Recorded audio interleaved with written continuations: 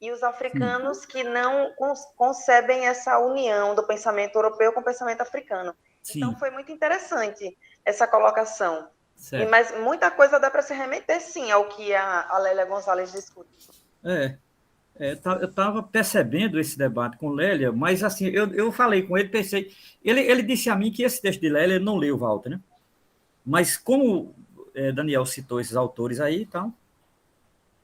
Então, Daniel, olha, eu trouxe aqui o livro que era. Tu viu lá a referência que eu passei, né? Porque a O ideia seria. Romero, Oi, pois não, pode falar, Liane.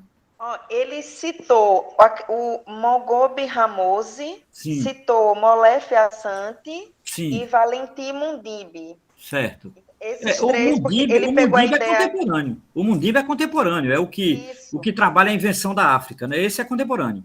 isso, porque ele destacou a questão que ele falou que era a biblioteca colonial Sim, para pensar o epistemicídio e o deslocamento. E é por isso que sim. ele citou esses como três nomes importantes. Ah, ótimo. O Assante é o que ela cita, Lélia, né? Agora, Lélia cita outros autores que, na época, na década de 80, ela estava lendo, né? Então, ela cita no Americanidade, no texto, ela cita alguns autores africanos e também autores americanos, né? Como você leu, eu não sei se todos leram, porque é da disciplina lá do curso que a gente está fazendo na pós de filosofia. Então, teria esse texto, né? Mas é que eu lembrei, pena, não estava aqui, aí eu queria só me situar um pouco, né? O que o próprio. Boa tarde, Ângela. O que o próprio Walter falou, e depois a gente vê aqui. Né, se a gente pode seguir o roteiro do livro do próprio Bembe. Eu pensei em você fazer aquele roteiro, né? Tanto da sua dissertação como que corresponde. Eu não sei se a referência, basicamente, de hoje seria de hoje e amanhã. Esse livro aqui. Não sei se todos conhecem, o livro do Bembe. Né? O Daniel, você falou que você está pesquisando tal, isso ontem? Falou da sua pesquisa, não? Você pode falar hoje. Se não falou. Ontem eu não falei, ontem eu deixei por Ah, conta não. Tem dele, respeito, né? Deixei Walter. tudo para ele, certo? Não, ontem era Walter mesmo, né? Ontem era o Walter de fato, a gente tinha combinado que ele ficaria mais à vontade. É pena que eu pensei que ele viria hoje para a gente até ele retomar algumas coisas e a gente tentar. Mas eu disse a ele, olha, Walter, se não tiver condição de fazer a ligação, a gente não tem obrigação, fica tranquilo, né? Não tem isso. Ele até falou, Romero, que não poderia vir hoje, que ele tem um Sim, compromisso hoje, né? claro, Mas a claro. gente pode chamar ele para vir no próximo, né? No Quando ele próximo quiser. encontro que é amanhã. A gente ainda tem mais dois, né? Para a gente poder É, fazer. é, Hoje a gente apresentaria, né, a é, contemporaneidade e a gente claro, pode fazer esse link amanhã, por exemplo. Eu vou ver com claro. ele se ele Se ele tiver interesse e tal. Na quinta eu não vou poder, porque eu tenho que encerrar a disciplina. Mas hoje e certo. amanhã eu estou aqui. Aí a ideia seria, veja, por conta da situação, Achille Mbembe ele acaba sendo um pensador muito conhecido por conta, eu acho que um pouco a biografia dele, o Daniel vai falar, eu não vou entrar aqui. E o que Daniel vai falar, para quem tiver interesse, seguindo a ordem desse livro aqui, há um primeiro capítulo intitulado A partir do crânio de um morto, trajetórias de uma vida. Basicamente é uma espécie, uma brevíssima autobiografia do Bembe. Então, o Bembe falando um pouco da vida dele, da formação dele, da origem e da formação dele na República dos Camarões, a formação francesa dele, as influências dele, Estados Unidos, e eu acho que ele chega até a África do Sul, né, Daniel? Eu acho que ele chega já ao período Sim. de Joanesburgo, né, que é o período atual dele, né? Ele mora em Joanesburgo. Tal. Então, eu acho que era importante. Agora, veja, esse livro aqui, ele tem uma importância muito grande porque ele seria a introdução mais, digamos assim, mais recomendada do próprio Bembe, né? Tem artigos sobre ele. No Brasil se escreveu ainda pouco sobre ele. Tem um artigo importante sobre ele, para quem tiver interesse, que está num livro intitulado Intelectuais das Áfricas, esse livro aqui. Então, há um artigo aqui sobre ele, que eu acho que é o primeiro artigo sobre ele escrito num livro. Não sei se tem em revista, mas no livro é o primeiro artigo escrito sobre ele, que é de um gaúcho chamado José Rivaí de Macedo. Achille Bembe, Imaginação, Poder e Cosmopolitismo a partir da África. Tal. Muito interessante o título do... Está aqui, ó. Está sublinhado aí. Então, para quem tiver interesse, é esse livro aqui. Então, foi o primeiro artigo que eu li sobre ele, inclusive antes de ler o livro dele, A Crítica da Razão Negra. Ele ficou muito conhecido inicialmente, quando foi publicado em Portugal, o livro dele, A Crítica da Razão Negra, né, Paulo? E ele já tinha publicado no Brasil, em 2003, o ensaio mais famoso dele, e veja que ironia, na época passou despercebido. Ele tinha publicado uma revista em São Paulo, chamada Necropolítica. Esse livrinho que boa parte conhece, que foi publicado recentemente pela editora N-1, esse livro que fez um tremendo sucesso por conta da categoria necropolítica, já tinha sido publicado no Brasil, o artigo. E, estranhamente, passou despercebido. É isso, Sidney. Estranhamente, passou despercebido na época. Foi publicado em 2003. O artigo, na verdade, é de 2002, dele, do Bembe. Eu acho que ele estava na França na época. E eu acho que recentemente, aí eu não lembro a época do livrinho, do livrinho que foi publicado pela N-1, né? Que é aí foi publicado em forma de livro, por isso que é o livrinho porque é pequeno. O Necropolítica. Aí sim, ele estourou no Brasil. Então, o Bembe conhecido no Brasil é o Bembe que eu acho que não tem 3 ou 4 anos, né? Conhecido no Brasil por conta da categoria necropolítica. Mas ele já havia publicado, antes da necropolítica, o ensaio famoso dele, importante, que tem uma tradução em português e depois agora tem uma tradução brasileira, que é A Crítica da Razão Negra. Então, esses eram os livros que a gente tinha conhecido dele, né? Aí, mais recentemente, foi publicado esse, que passa a ser uma referência para quem quer estudar ele, e é o que nós vamos tomar como referência aqui, que é esse Sair da Grande Noite, ensaio sobre a África descolonizada. Então a gente vai trabalhar basicamente com esse livro, e a proposta do curso foi o seguinte: a gente tinha conversado, o Daniel está fazendo mestrado, depois, Daniel, tu fala um pouquinho em detalhes como é que está teu mestrado. Daniel está fazendo mestrado, estudando o tema. Walter, que foi aluno nosso do Departamento de Filosofia e que fez doutorado na UFRJ, também estava trabalhando com a temática da filosofia africana. A gente propôs para a Semana de Filosofia esse minicurso e foi aceito, né? Só que era basicamente eu e Daniel, o coordenador da semana, para ficar o tema junto, porque Walter tinha proposto também para não multiplicar e ficar separado. Acho que foi por essa razão que juntou, né, Daniel? Acho que juntou, aí Walter veio com a gente. Sim. Mas, a rigor, nós não tínhamos pensado o curso com o Walter. Então, eu vou falar o que nós tínhamos pensado, eu e Daniel, e o que nós estamos trabalhando já faz um tempinho. Quando é tempinho, acho que 1 ano, 2, sei lá. Que a gente vem trabalhando o tema. A ideia, inicialmente, era trabalhar o debate Achille Bembe um pouco com o debate contemporâneo ocidental. Veja, Achille Bembe, ele é um filósofo que tanto ele tem um pé no pensamento ocidental, em particular Europa e Estados Unidos, como ele tem um pé na África. E o pé dele na África não é apenas porque ele nasceu na República dos Camarões. Você pode nascer num país e não ter o vínculo cultural ser muito pouco.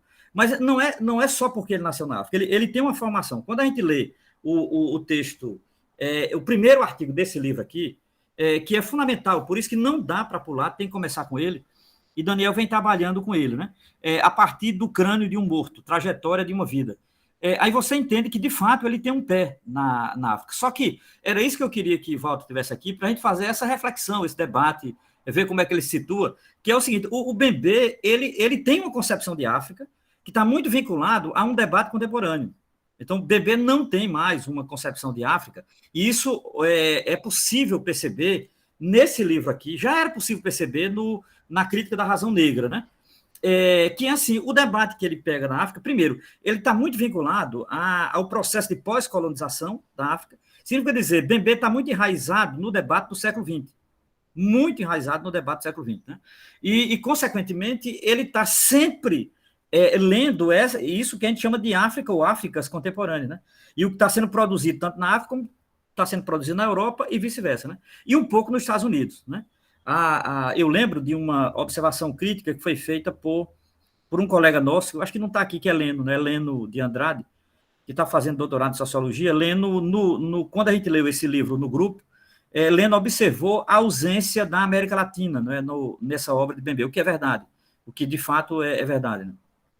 Então, Bembe não tem, ele não há, pelo menos nas últimas obras dele que a gente leu aqui em português, não há nenhum interesse por nenhum pensador latino-americano ou pensadora ou alguma temática mais diretamente. E como há, na América Latina, temos pensadores e pensadoras que têm interesse, né, nesse debate africano.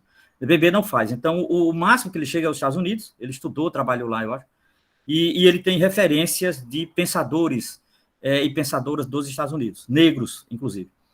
E no caso do pensamento africano, ele está em Joanesburgo, na África do Sul, mas ele é da República dos Camarões. Então, assim, o elemento colonial em Bembe é muito presente, eu diria, é uma categoria fundamental, e o pós-colonial dele. Isso é muito interessante. Então, assim, o debate categorial em Bembe vai entre o colonial e o pós-colonial, e uma série de pensadores que ele estabelece relações, como, por exemplo, Foucault. Isso é visível, algumas referências que ele faz a Michel Foucault. Isso é muito, muito visível, né? Tal. Alguma coisa do chamado pós-estruturalismo, principalmente Derrida, que ele também conhece muito, né? E é muito interessante, ele conhece muito de filosofia política fora da Europa. Isso também é muito interessante. Ele trabalha com a história das ideias. Então, assim, quando a gente pensou o curso, a gente pensou exatamente trabalhar Bembe na fronteira. O Bembe na fronteira de uma filosofia política. Tentar desconstruir uma ideia muito restrita de filosofia política. Quando eu digo restrita, não é que é equivocada ou errada, é restrita, no sentido de que ela mesmo se limita, entendeu? Então, uma filosofia política muito de autores apenas europeus e dos Estados Unidos, que é uma coisa muito forte na formação da filosofia política brasileira. Então, assim, reconhecer o limite dessa filosofia política a partir de Bembe. Então, o objetivo era esse, né, inicialmente do curso, né? Walter não estava, porque tinha sido o diálogo entre eu e Daniel. Então, quando o Walter entrou, por isso que ele começou, porque ele vai trabalhar digamos assim, a ideia de uma África, de um pensamento africano, que é imensamente anterior, ancestral e tal. Eu não vi aqui a fala do Walter, mas eu imagino pelo que eu tinha conversado com ele e tal. Então, a ideia seria estabelecer os limites de uma filosofia política contemporânea, não é, a partir do que Bembe pensa de filosofia política, sempre na fronteira, né, com a Europa, para além dela, criticando esse pensamento, tal, que eu acho que é importante. Né? Bembe não desconsidera essa tradição ocidental que ela construiu, principalmente no século XX, né? Categorias como liberdade, igualdade e tal. Só que ele percebe que há limites. E o interessante em Bembe é perceber que há limites dessas categorias. Elas são muito pensadas, segundo Bembe, dentro de um horizonte que é como se a Europa sempre pensasse a si mesma. Né? Esse outro que está fora da Europa não entra. E Bembe sempre puxa para esse debate, o debate sobre o estrangeiro, por exemplo, o debate sobre o imigrante, por exemplo. Ele traz para o centro aquilo que não é colocado no centro, principalmente na Europa. Né? Parte dos Estados Unidos, um pouco sim, por conta de pensadores que já basicamente são autônomos, né, do modelo europeu, tipo Angela Davis. Angela Davis hoje ela basicamente não depende de nada do que é o pensamento europeu hoje, praticado nas academias americanas. Né? E, por exemplo, a própria Judith Butler e tal. Então, assim, um pouco o Walter chegou aí e tal. Walter, tudo bem, cara? Tá aí? Então, veja, Bembe, ele pensa essa... Tudo bem, boa tarde, boa tarde. Tudo bem? Eu estava falando aqui, depois eu queria que eu fiz uma pergunta que não estava, o Daniel respondeu, mas eu depois refaço a pergunta, tá certo? Tudo bem, tranquilo. Tá, da tua apresentação de ontem, é de boa. Então, tranquilo, veja, tranquilo. Boa tarde a todos. Pronto, tranquilo.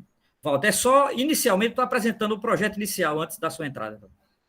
Então, veja, a ideia seria, então, nós tínhamos pensado um pouco a partir da pesquisa e do trabalho de dissertação do Daniel já qualificou. Então, a ideia seria pensar uma certa filosofia política contemporânea e algumas categorias, não toda, porque é um curso muito curto, né, a partir de Bembe. Então, assim, seria um pouco o seguinte, há certas afirmações, por exemplo, seja de Foucault ou de Hannah Arendt, eles afirmam certas coisas a partir o que eles definem como pensamento contemporâneo, e a nossa ideia, como Bembe, pensa criticamente isso. Então, a ideia era sempre pensar aquele Bembe como a figura da fronteira, né, que pensa criticamente aquilo que está posto em filosofia política contemporânea. Então, inicialmente, esse era um resumo do curso, não foi, Daniel? Eu sei se você... Como é que você se sente diante disso? Tal? Perfeito, é isso mesmo. Tranquilo? Agora, Romero, você pode formular aí o link, né, com o Walter, e aí depois eu apresento. Walter, é o seguinte, quando eu entrei, porque como eu não participei ontem, não vi a sua aula, eu estava numa atividade da Associação dos Docentes, eu queria saber como foi a sua aula ontem, até para ver se a gente poderia estabelecer alguma relação ou não. Não é que seja obrigatório, de maneira nenhuma.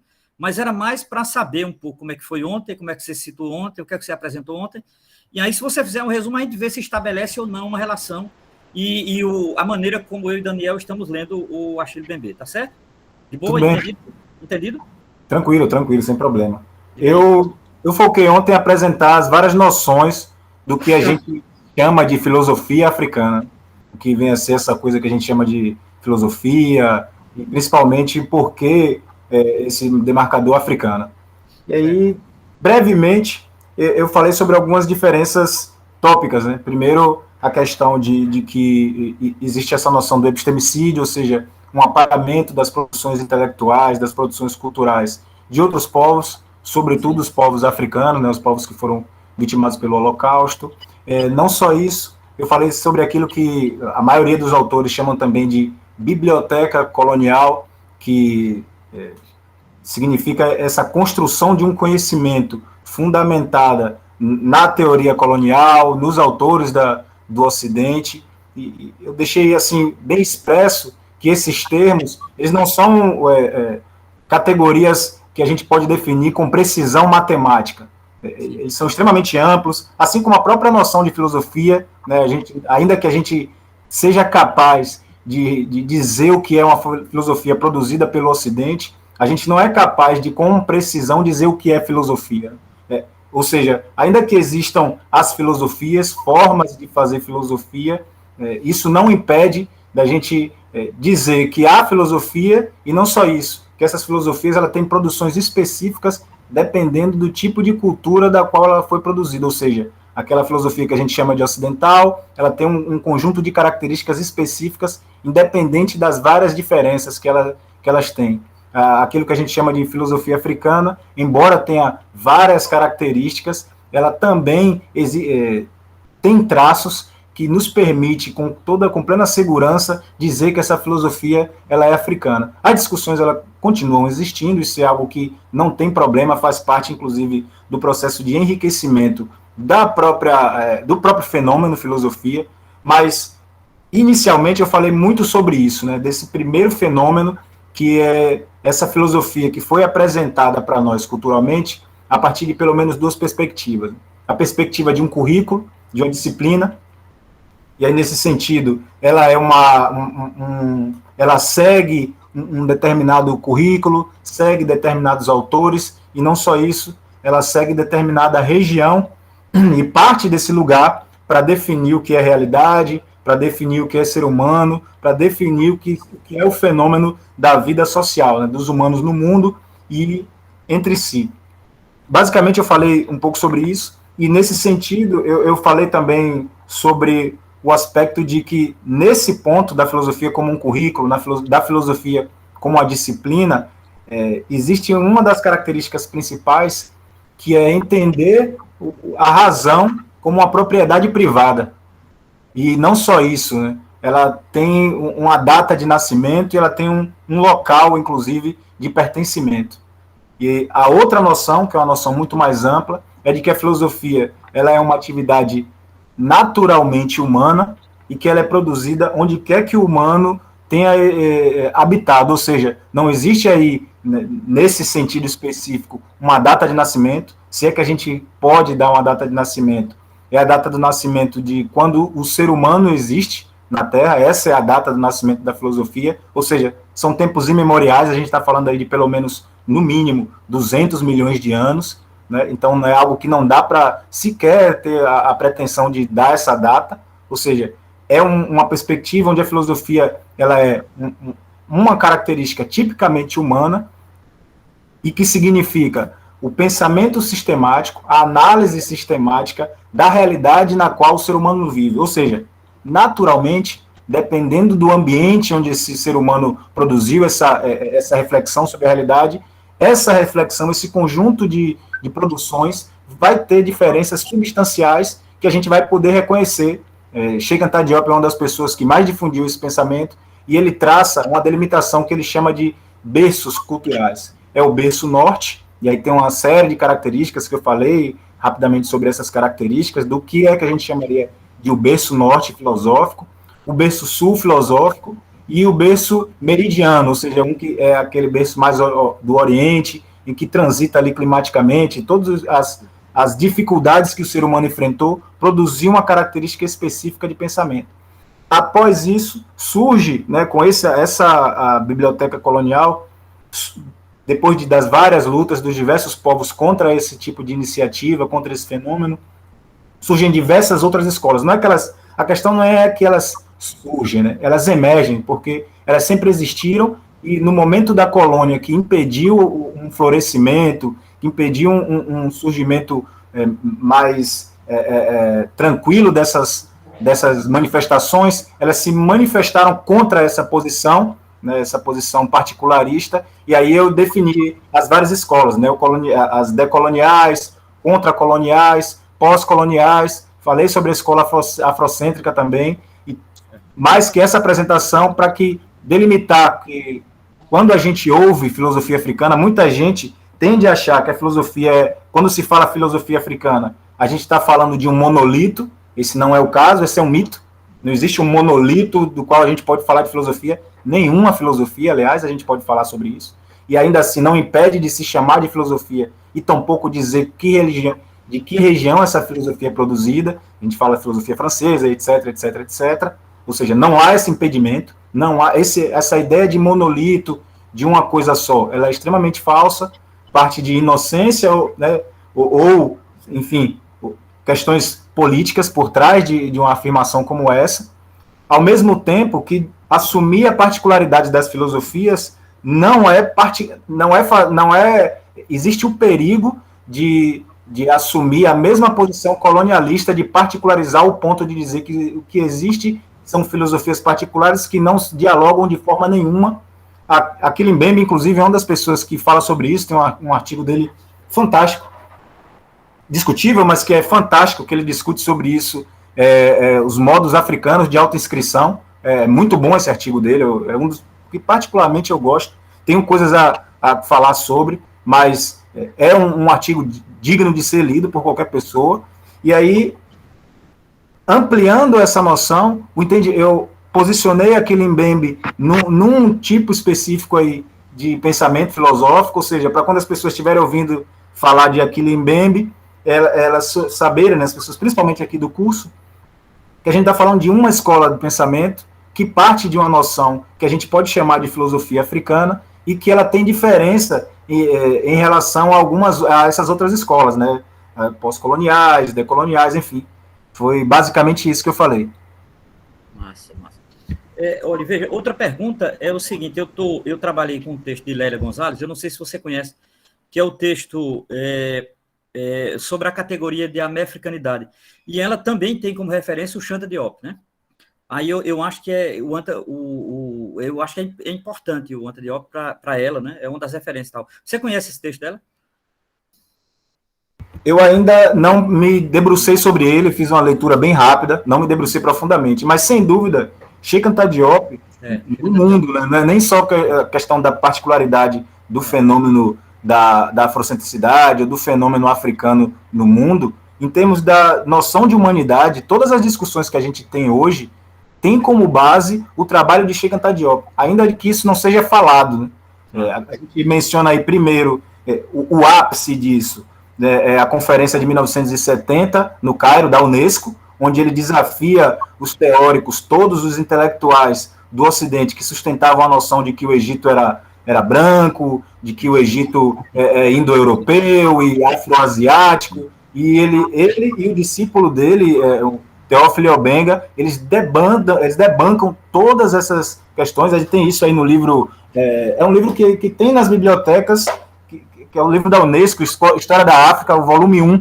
do livro, acho que vale a pena também, é um livro que vale a pena ser lido, e a partir daí surge a base para o que a gente entende hoje como filosofia feminista, e outras partem dessa noção, ainda que não diretamente elas se refiram a isso, mas há algumas referências falando sobre eles se inspirarem no movimento antirracista e coisas desse tipo, né? A gente vê, todos os autores, a maioria dos autores, das autoras, expressam essa inspiração, mas, com certeza, o movimento que traz isso à tona, que traz essas questões à tona, é o movimento iniciado por Cheikh Anta Diop, já na década de 50, da década de 40, por aí, já vinha travando essa batalha, e a partir da ciência, né, de uma maneira em que ele foi capaz de, ele mais uma outra pessoa, desafiar todo um establishment, todo um pensamento hegemônico e demonstrar a partir das próprias ferramentas da ciência as várias brechas, as várias falhas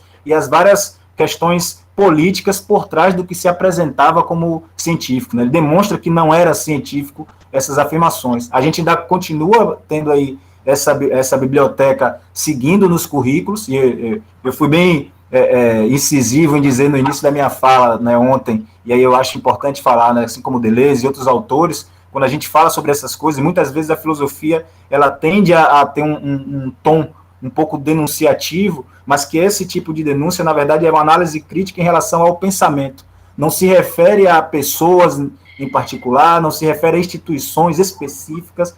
A gente está falando de um pensamento, claro, inevitavelmente esse pensamento ele é adotado por pessoas, ele é adotado para construir instituições, mas a gente está falando de pensamentos especificamente, não denunciando pessoas, não denunciando instituições. E aí, quando a gente fala dessa biblioteca, eu citei os exemplos, por exemplo, eu pedi para o Christian Daniel fazer uma busca no dicionário sobre o que significa clássica, né? E aí a primeira, segunda e terceira percepção nos dicionários ainda é que clássica significa o que é grego e romano, né? Ou seja, quando na verdade o que significa clássica, ainda que seja clássico para a cultura do Ocidente, né, clássico é aquilo que se torna modelo, é aquilo que é um modelo. Ou seja, e aí eu trago essa noção, junto com, sendo inspirado por Cheikh Anta Diop, de uma cultura clássica africana, ou seja, de um modelo de cultura que a gente pode chamar de africana, que a gente busca isso de um período anterior à construção do Ocidente, não é nem simplesmente anterior à colonização europeia, é anterior à constituição do Ocidente. A própria ideia de Ocidente. A própria ideia de Ocidente, muito antes disso, há 6, 7 mil anos, porque se a gente vai entender aí, partindo da ciência mesmo, que o ser humano, ele nasce na África há pelo menos 200 milhões de anos, ele se espalha pelo mundo, né? A partir daí, essa questão de africana, quando a gente fala em filosofia africana, não significa uma abordagem ontológica, porque ontologicamente todo ser humano é africano, não dá para falar isso de forma diferente. Agora, dependendo o período de tempo em que o ser humano se instalou em cada região, determinou a forma como esse ser humano se relacionou com o ambiente e o tipo de conhecimento e de cultura que ele produziu a partir dessa interação. E aí é daí que a gente parte dessa perspectiva de uma cultura contextual, mas que não impede que, ainda que seja particularizante, haja um diálogo na medida em que somos todos humanos, e é onde é uma das escolas de pensamento que é um pouco diferente de Cheikh Anta Diop, da afrocentricidade, da que eu parto, mas que é uma das correntes de pensamento que se põe em contraposição a essa ideia de colonialidade, que é aquele Mbembe. Perfeito. Walter, só uma coisa mais, e eu queria fazer uma observação do conjunto da sua fala, que eu acho importante para dialogar com você num ponto que eu acho que é o ponto fundamental do que eu chamo de limite do Ocidente. Mas antes disso, você falou da sua tese, que eu acho que era importante também. Você falou da sua tese de doutorado? Não falei. Alguém tinha perguntado se eu já tinha publicado, mas eu não falei, realmente. Então, fale dela um pouco, da sua tese, mesmo independente de publicar ou não, acho que era bom saber o título, como foi, o trabalho e tal. Eu pensei que você tinha. Como eu vi você falando agora, eu acho que está um pouco fora da sua tese. Então, fale aí, por favor. Eu acho que era isso, bom. Na verdade, ainda não foi publicada por questões, né, assim, enfim, ainda não foi publicada, mas já tem bastante tempo. Eu estou preparando para transformar ela em livro. Não tenho ainda uma editora no Brasil para fazer. Já tenho algumas propostas, já recebi algumas propostas. E vou publicar uma versão em inglês e em outros idiomas africanos por uma editora americana. O meu trabalho de pesquisa no doutorado foi sobre essa cultura clássica africana, particularmente uma das mais famosas de todas na produção humana de 6.000 anos atrás até hoje, uma das mais famosas, considerada o primeiro livro da humanidade, é o do autor, é o Tratado Filosófico de Ptah-hotep, que era um escriba, era um homem de Estado, era um homem, um intelectual, que aos 120 anos de idade, ele resolve publicar um trabalho que era típico do período, que era um trabalho voltado à educação das pessoas, filosófico, que lidava com diversas áreas. Ele é egípcio, né? Egípcio. Isso. A gente tem chamado de Kemet Remet, que é como eles se referiam a eles mesmos, né? Que até a questão do nome também é uma problemática, né? Eu uso os termos África, negro, preto, eu uso todos esses termos sob protesto, né? Porque são nomes, ainda assim, são nomes cunhados pelo Ocidente, né? Então, eu ainda uso, eu estou com autores como Mogobe Ramose, né, e outros também, decoloniais também, que usam esses termos sob protesto. Bem, o meu trabalho, eu busquei entender, né? Eu queria partir da ideia de filosofia quemética para produzir algo que a gente pudesse trabalhar hoje. Só que, quando eu comecei a conversar, até com os meus colegas, meus pares, eu percebi que é algo absolutamente desconhecido no Brasil, a não ser na área da egiptologia e com as limitações de entender de uma forma mística e esotérica e coisa desse tipo, né? E no caso da egiptologia, na história, né? Não é no própria filosofia ocidental, né? Na história, não é isso? Na história, nem se considera filosofia, é a questão do epistemicídio, não se considera uma produção intelectual dali. Era religiosa, há uma perspectiva religiosa, há uma perspectiva mística, são interpretações sempre voltadas ou para o religioso, e mesmo no religioso no sentido místico, quando não no sentido esotérico do termo, de ocultismo e coisas desse tipo. Eu tentei trazer aí uma perspectiva filosófica. Na época, era partir dessas ferramentas que o Tratado de Ptah-hotep propunha para a população daquela época, que foi inspiração durante a vida. Assim, quando você vai buscar o número de traduções ao longo do tempo, não dá para contar simplesmente o número de traduções desse texto. Para você ter uma ideia, os textos de Ptah-hotep são inspiração do movimento dos direitos civis nos Estados Unidos. A gente tem aí Richard Moore, um dos grandes oradores, que é um dos grandes incentivadores dos movimentos dos direitos civis, na década de 30 e 40.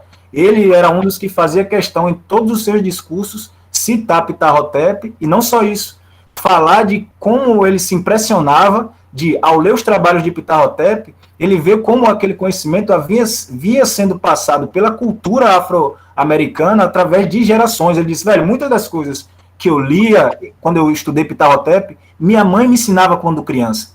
Eu fiquei muito curioso na época, agora sou eu falando aqui, e a ideia era trazer essas ferramentas para criar algo para hoje, né? Só que, pelo desconhecimento, eu não tinha como falar, olha só, eu vou pegar o trabalho de Ptah-hotep e transformar nisso, se ninguém sequer sabia quem era Ptah-hotep, o que era isso, o que era Kemet. Então o trabalho se modificou e o que eu apresentei foi, o título era Ptah-hotep, Mapa Filosófico da Cultura Clássica Africana. Eu fiz uma apresentação panorâmica de o que é o que a gente conhece como Egito, e aí apresentando já como Kemet, qual era a cultura desses povos, como eles viviam, o que eles faziam, em que eles acreditavam, quem era Ptah-hotep, o que representava Ptah-hotep para aquela população e o que era o seu tratado filosófico. Aí eu faço uma análise, né, de alguns trechos do tratado, né, em primeira mão também, fui obrigado a traduzir os textos, buscar outras traduções, buscar junto com alguns colegas, inclusive colegas de fora do Brasil, e é um trabalho que é pioneiro no país, né, junto com outros, mas que não na área de filosofia, são trabalhos da área de história. Sim. Perfeito, meu caro. Olha, e por fim, tu conhece esse livro aqui? Dá para sair da grande noite. Eu estava falando com o Daniel ontem, que assim, eu já li os artigos que inspiraram o livro, né? Essa obra maior de Mbembe, eu ainda não tive tempo de ler, né, que eu estou focado em filosofia clássica para pensar a realidade contemporânea. Mbembe e outros autores são leituras que eu faço paralela à minha pesquisa, né? Eu não conheço especialmente o livro Sair da Grande Noite, mas os artigos que inspiraram ele como aquele que eu citei mais cedo, eu conheço sim, mas o livro não conheço ele. Está na fila junto com a Crítica da Razão Negra. Exato. O artigo que você citou está diluído no capítulo 6, intitulado A Circulação dos Mundos, a Experiência Africana. O artigo que você citou está aqui. Eu estou perguntando, porque esse livro é uma síntese, é o que a gente vai trabalhar aqui inicialmente, né? Hoje e amanhã, e tentar, porque eu pensei como é que era possível estabelecer o diálogo. Como eu disse no começo, se for possível, bem, se não for, continuamos assim, né? A partir da sua fala, que eu acho muito importante, de pesquisador, precisa, tal, e tudo mais. Mas nós vamos dar um salto imenso em termos de África, viu, Walter? Fica à vontade aí, tal. Mas vai dar um salto imenso. Sem problema. Estou como espectador aqui, pode ficar à vontade aí. Agora, eu queria fazer uma observação inicial antes, né, da sua fala, mais para quem, de fato, trabalha com filosofia, que é o que Walter também trabalhou aqui. Walter fez a graduação aqui na UFS e tal. E é uma coisa muito característica do Ocidente. De fato, como diz o ditado popular do Nordeste, o uso do cachimbo entorta a boca, né? Então, assim, nós usamos, e de certa forma usamos e abusamos, uma concepção de história e, consequentemente, de história da filosofia. Há duas, digamos assim, há duas bases que eu acho fundamentais para inclusive, compreender isso que Walter colocou aqui, digamos assim, aquilo que se distancia de um certo pensamento ocidental, e está basicamente nessas bases. Eu diria que é muito pouco provável que alguém na tradição ocidental, tanto do ponto de vista geográfico como em termos de conhecimento, se liberte disso tão cedo, mas, de qualquer maneira, é uma realidade, que é a primeira concepção de história da filosofia que foi estabelecida por Aristóteles, no livro 1 da Metafísica, e a concepção de história da filosofia moderna que foi estabelecida por Hegel nas lições de história da filosofia. Se nós, professores, estudantes de filosofia, ou mesmo não precisa necessariamente ter feito toda uma graduação em filosofia, basta ter curiosidade, ter interesse, se achar um autodidata e tal, pouco importa. Importa a leitura, né? Se tiver lido com cuidado esses dois textos, dá para entender muito o que Walter colocou, com cuidado, mas o que ele colocou de maneira crítica, porque eu entendi que o que Walter colocou é uma demarcação crítica. Veja, na verdade, são muitas Áfricas, a própria concepção de filosofia não pode ser restrita ao mundo ocidental, há algo muito maior do que isso, ele cita um autor egípcio para isso, etc. Tal.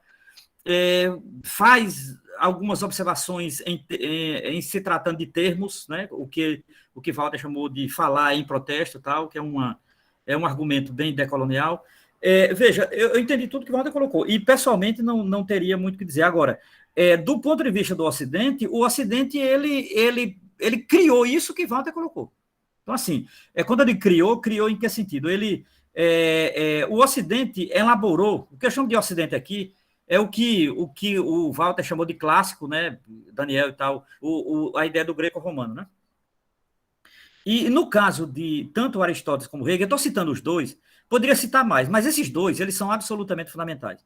E eu vou dar as referências, quem quiser confira, que eu acho que é importante ler também, porque aqui o curso não é sobre esses dois autores, mas eles são um pressuposto importante para a gente saber o que eu chamo de limites do pensamento ocidental. Aristóteles não via como limite e Hegel menos ainda, né? Hegel via como ponto mais alto. Agora, hoje é possível ver, a partir da fala de Walter, a partir de leituras de escritores africanos, e não só africanos. Veja, Walter fez uma referência a uma tradição. Se eu for para a China, é pior ainda. For para a China, é no mesmo caminho do que Walter colocou. Mesmo caminho.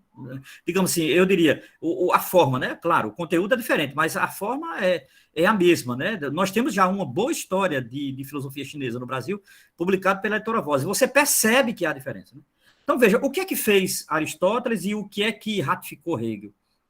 Aristóteles, ele é um livro que, na verdade, foi atribuído a ele posteriormente, mas hoje se sabe que é dele.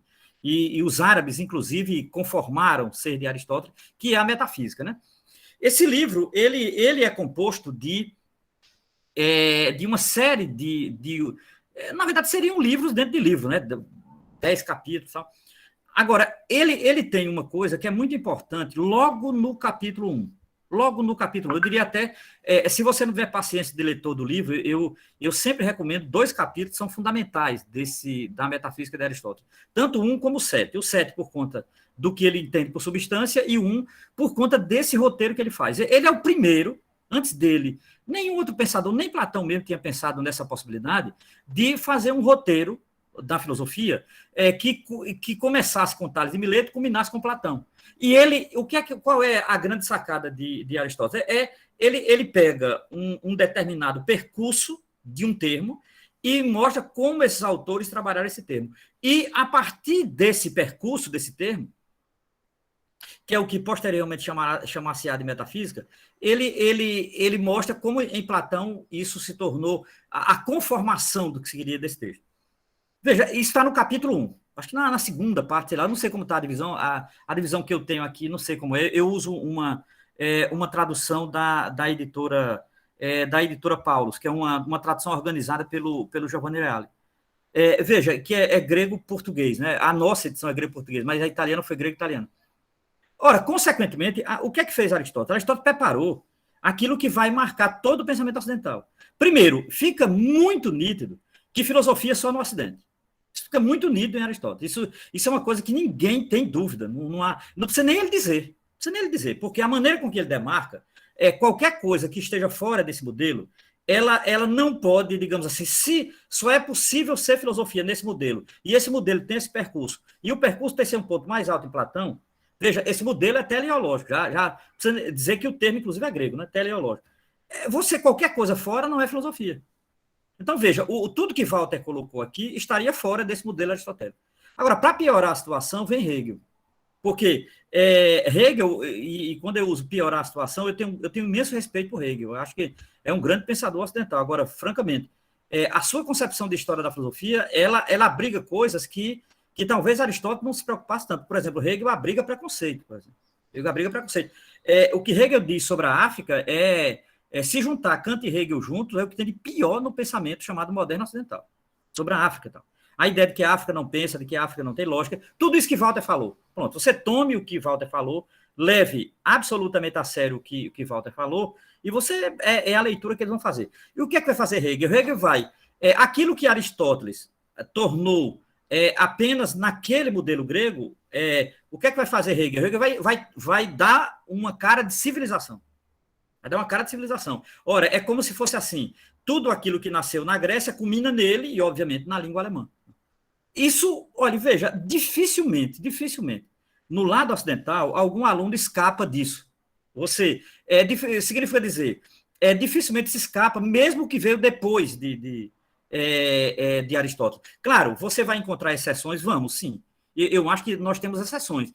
Pensadores que eu considero exceção, como o Epicuro, por exemplo, que é uma exceção, ou uma certa tradição árabe, mas veja, exceção é apenas para confirmar a regra. A regra, ela manteve-se naquilo que se tornou hegemônico, né, como diz o próprio o Michel Onfray. Então, você tem aquilo que tornou-se hegemônico. Né, tal. E mesmo depois de Hegel, com toda a crise do pensamento ocidental, essa teleologia ela foi mantida. Por exemplo, essa teleologia é mantida por uma Hannah Arendt, que tem um peso muito grande no pensamento do século XX. Essa teleologia ela foi mantida até certo ponto por um Deleuze, que tem um peso muito grande na cultura ocidental. Essa teleologia ela foi mantida mesmo por autores que criticavam a metafísica, como Nietzsche, por exemplo, foi mantida também. Foi mantida o elitismo, essa coisa cruel que sempre marca o pensamento ocidental e tal, o seu repugnante elitismo e tal. Então, isso foi mantido na cultura ocidental. O que é que acontece? Com isso, esse tipo de padrão, ele expurgou tudo aquilo que não cabe. Então, por exemplo, esse modelo africano que o Walter colocou não cabe. Não é? Esse modelo, por exemplo, de pensar chinês não cabe, como diz. E veja, eu estou aqui reproduzindo um ocidental, François Julien. François Julien, que estuda o pensamento chinês, ele mesmo teve dificuldade para situar na França dele essa tradição chinesa e tal, ironizando, um pensador não tem uma ideia, tal, que é um título no livro dele, né? Então, veja, isso que Walter colocou, eu acho fundamental. Por quê? Porque coloca um limite do pensamento ocidental. Com isso, veja, nós vamos chegar em Bembe. Bembe, ele não propõe, em momento algum, jogar fora todo o pensamento ocidental. Bembe não vai por essa linha, né? Bembe, ele procura estabelecer um diálogo, né? Porque ele vai reconhecer que não é mais possível uma África mítica, por conta de que tudo que aconteceu com a África, Bembe, ele reconhece a tragédia da colonização e toda a herança que ela manteve, né? Inclusive no processo de história do capitalismo. Ele situa a África, inclusive, dentro da expoliação capitalista moderna. Está na crítica da razão negra. É um capítulo inteiro da crítica da razão negra. Tá? Então, mas o Bembe ele tem uma importância que eu acho fundamental, que é o seguinte, olha, veja bem, ele pertence à tradição de autores, que não são poucos, e autoras, que colocam limite nisso, digamos assim. A nossa questão aqui não é dizer que não houve um Ocidente, a nossa posição aqui é colocar um limite no Ocidente. Isso eu acho fundamental. Então, você tem uma tradição de pensadores que o nosso projeto aqui é colocar um limite. Então, tem como o Bembe, ele não está só, né, nessa perspectiva tal. Então, quando a gente pensou o curso, eu tinha conversado com o Daniel, e a gente tem conversado muito por conta do projeto de mestrado dele, era um pouco nessa linha. Aí Walter entrou, eu acho que aí deu nisso que vocês estão vendo aqui. Por isso que, para mim, foi muito importante escutar Walter agora, que eu não tinha escutado ontem, porque a gente situa um pouco naquilo que será complementariedade e aquilo que não é possível ser complementariedade. Para mim já está visível. Não sei se para todos e todas que estão aqui se tornou visível isso. Walter, entendeu o nosso projeto? Que agora é Daniel. Sim, sem problema, sem problema. Entendeu qual é o nosso projeto? É esse. É nessa linha aí do que eu falei, do que você falou e tal. E aí você fica à vontade, e os demais que estão aqui também fiquem à vontade, não é para colocar questão, ou mesmo que está lendo, como está lendo e tal. Porque o que eu estou trabalhando com o Daniel é uma coisa específica, inclusive. Nós estamos trabalhando um momento, uma obra, uma temática. Eu acho que agora, talvez, como o Walter não leu esse livro, eu não sei, Daniel, tu vai prender esse livro, vai ampliar, como é que você vai fazer agora? Fica à vontade, agora é com você. Depois eu volto se precisar, tá certo? Massa, Romero. Agora, bom, Daniel, observação. Se alguém tiver aqui alguma questão, não sei. Veja, Walter, para os que não tiveram ontem como eu entendi o resumo que Walter fez. Obviamente, eu perdi a riqueza dos detalhes, né? Porque eu não peguei a fala do Walter ontem, né? Mas, assim, eu entendi o núcleo do que Walter colocou. Né? Se alguém também está vindo hoje pela primeira vez, obviamente acompanhou como eu. Se veio ontem, não é? Mais ou menos o que eu coloquei aqui é um pouco o projeto que a gente vai falar, né? Eu, Daniel, tal, hoje e amanhã. E aí, se alguém tiver alguma questão, antes do Daniel falar, fica à vontade. Aí depois passa para Daniel. Tá certo, Daniel? Pode ser assim? Tranquilo? Pode ser. Tranquilo. Beleza. Então, se alguém que está aqui, algumas pessoas que estão aqui, a gente está tendo um curso nas quintas-feiras sobre filosofia, marxismo, pensamento decolonial. Né? Acabou Lélia Gonzalez, está entrando em agora, basicamente vai ser a última aula quinta-feira, que é em Eduardo Galeano. Então, a gente começou com Dussel, passou pelo marxista italiano, o Domenico Losurdo, voltou para José Carlos Mariátegui, chegou em Lélia Gonzalez e agora está terminando com o Eduardo Galeano. Aí algumas pessoas estão aqui na aula, é um pouco o que a gente vem fazendo, né? E tal. Então, algumas pessoas estão no curso, outras não. E aí fica à vontade. Então, quem estiver acompanhando, é isso. Não sei se alguém tem alguma pergunta, alguma questão. Eu não sei, eu não estou lendo o chat, Daniel. Está lendo aí o chat, eu não consigo ler o chat, pensar e falar. Eu me perco ainda nessas... Eu tô lendo aqui, não tem nenhuma questão, não. Teve uma colocação aqui do Rony, que há um princípio de superioridade em suas filosofias. Sim. Para eles, os homens são desiguais, uns superiores e outros inferiores. O Rony. Sim, um pouco isso. E aí, tranquilo? Então, se não há nenhuma questão, ninguém quer dizer nada, a ideia seria passar para Daniel e Daniel dizer como vai se pegar um pedaço aí. Daniel, fica à vontade. Eu vou fazer o seguinte, eu vou disponibilizar aqui a lista de presença, que ontem não foi disponibilizada, né? Não tinha ciência que tinha essa lista de presença, mas aí o William falou comigo, perguntou se eu tinha disponibilizado, e eu vou fazer isso aí no chat, tá? Vou colocar o link, aí vocês vão lá no Drive. Peraí. E vocês colocam entra lá na lista de presença e coloca a sua presença, né? Porque eu acho que isso vai valer para certificado, essas questões formais aí de quem se inscreveu, né? Outra coisa, eu não sei como funciona essa coisa da inscrição, porque está sendo feito pelo GFLUFES, a organização, né, professor William, mas acredito que seja lá no no site da UFES mesmo, que você faz a inscrição, certo? Bom, então, como o Romero falou, a nossa proposta aqui é tratar esse link, né, que teve com o professor Walter, tudo que já foi discutido até aqui. Eu vou, então, agora, a princípio, falar um pouco de como situar um pouco a nossa pesquisa, né, como é que está sendo feito. Bom, enquanto isso, eu tenho que ir permitindo as pessoas entrando aqui. Eu vou partir mostrando de como é que a gente estabeleceu e como é que a gente organizou a pesquisa, né, que a gente está fazendo. Primeiro que o título, né, da pesquisa a gente vai estudar uma categoria que vai dar ensejo a tudo o que vai ser, o que é estrutural no livro Crítica da Razão Negra, né, que é a categoria alterocídio. Aliás, a gente deslocou essa palavra nas traduções, tanto portuguesa quanto na tradução aqui para o Brasil, o português também, a palavra usada foi alterocídio. Mas aí, conversando com o Romero, a gente pensou que falar em altericídio dá mais legitimidade e a gente trabalha com essa questão etimológica também, né, de morte da alteridade, né? Então, foi essa a ideia, trazer essa categoria, que é assim que é discutida por Bembe, né, como a morte da alteridade. E, na pesquisa, o que a gente imaginou, primeiro era adotar a questão de como o Bembe adota uma postura crítica frente a esse modelo epistemológico ocidental, que foi conversado até aqui, né? É importante demarcar que Bembe, ele está na contemporaneidade.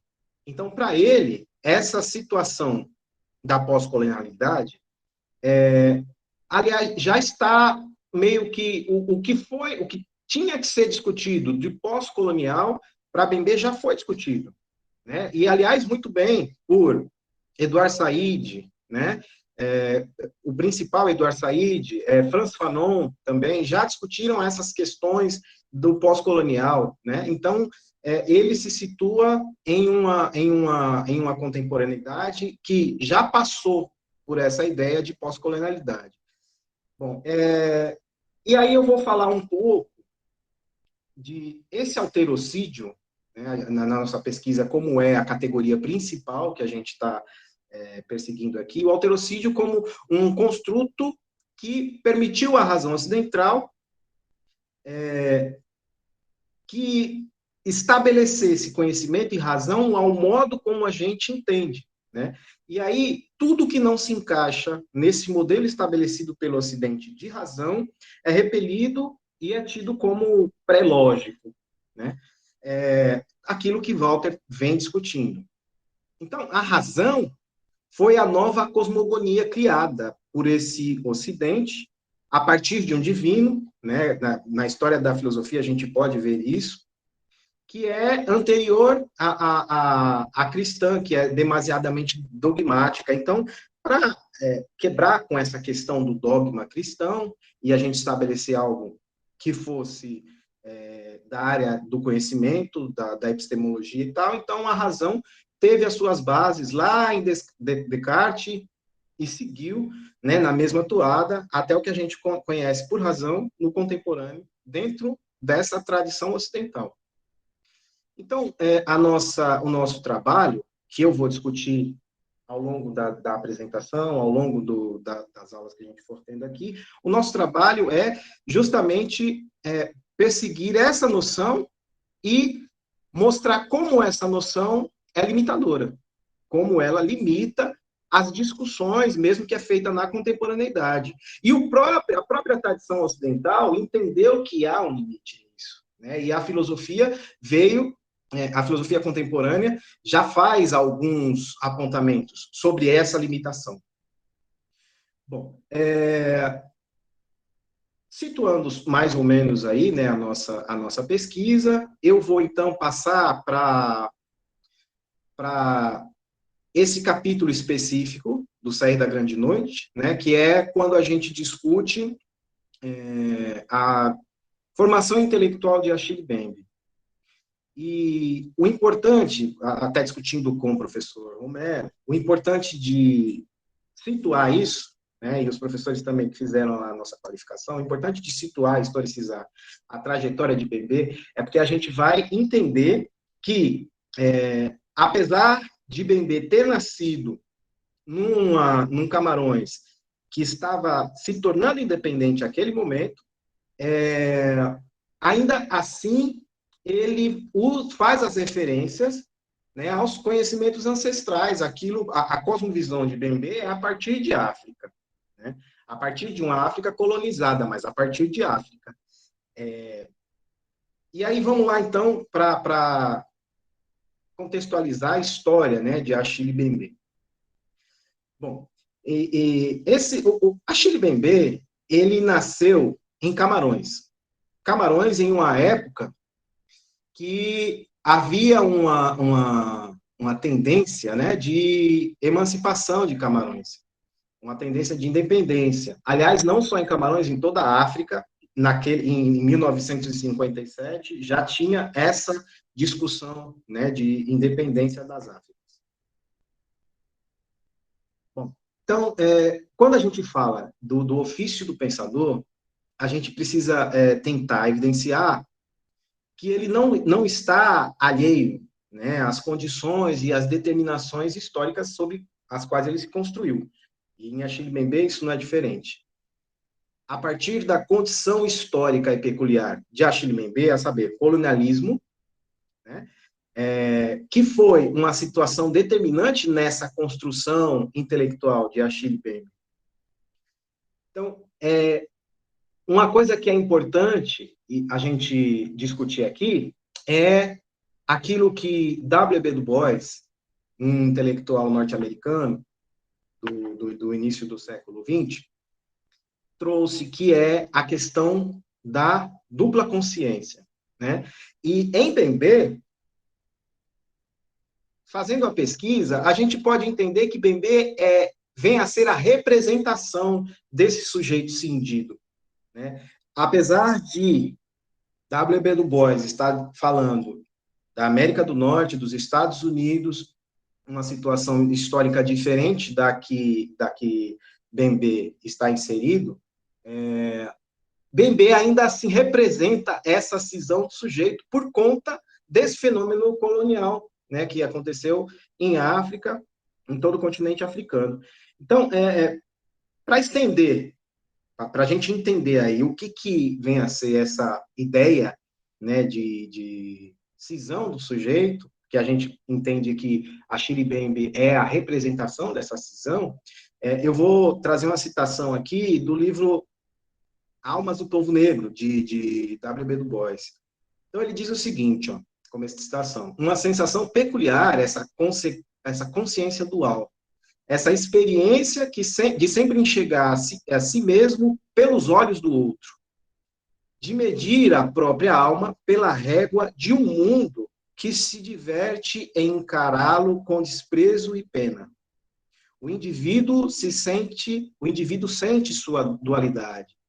É um norte-americano, é um negro, duas almas, dois pensamentos, duas lutas inconciliáveis, dois ideais em disputa em um corpo escuro, que dispõe apenas de sua força obstinada para não se partir ao meio.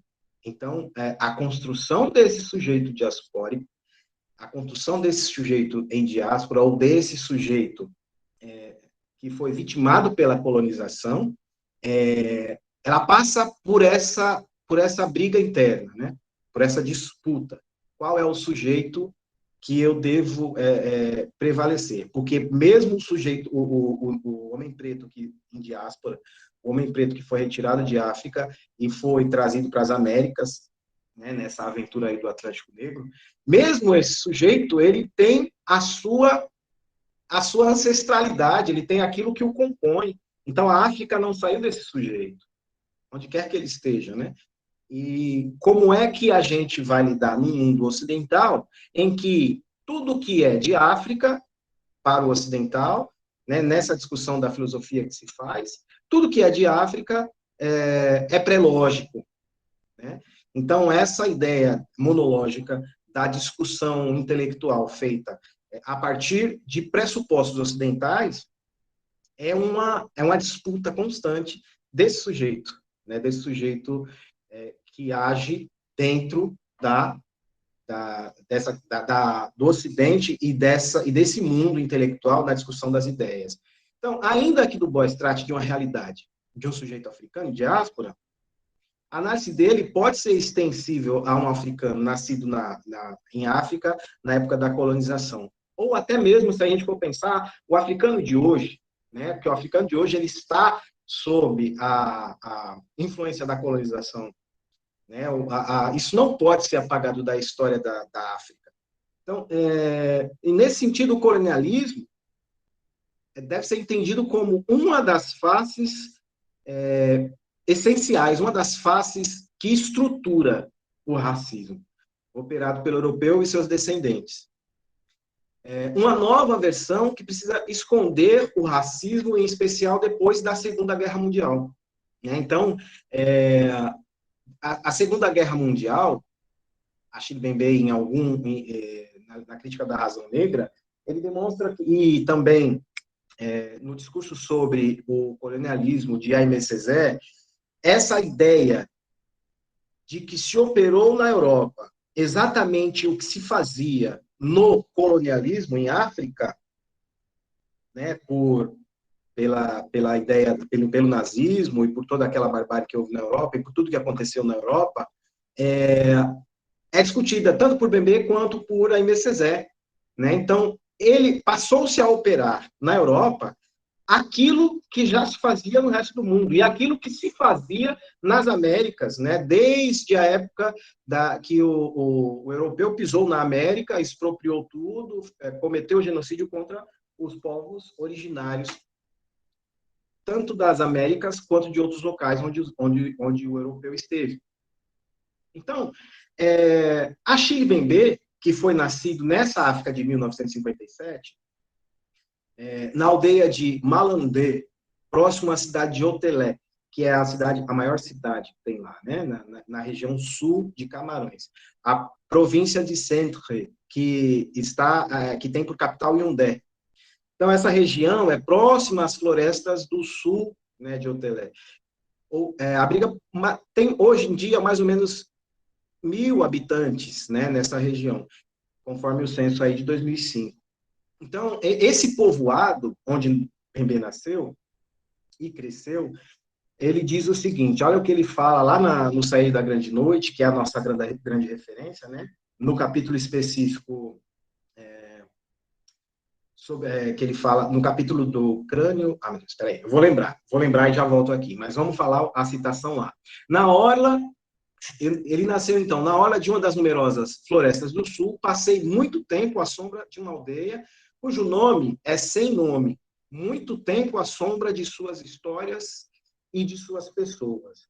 Então, como ele pretendeu fazer, a partir do crânio de um morto, que é o título desse capítulo autobiográfico, como ele pretendeu fazer um recorte e como é que se deu a sua origem intelectual, a sua origem de pensador, ele diz que ele nasceu em um lugar sem nome.